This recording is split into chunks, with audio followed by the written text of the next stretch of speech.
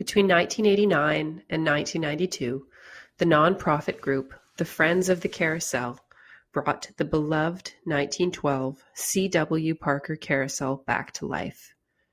During the first year, the group raised nearly $350,000 to purchase the carousel, which was once a family favorite at Vancouver's Playland, but had since fallen into disrepair.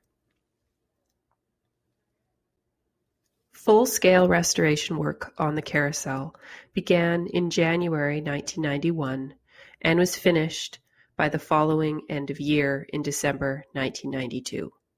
Completing the physical, hands-on restoration of the carousel was accomplished entirely by volunteers. Many volunteers gave hours, weeks, years of their spare time to restore this 1912 amusement ride into working condition. Volunteers stripped paint, sanded, repaired, and repainted each horse to painstaking detail. The design of each horse was sponsored by community members or members of the Friends of the Carousel organization. The pure dedication and determination of these volunteers was the magic that brought this carousel back to life.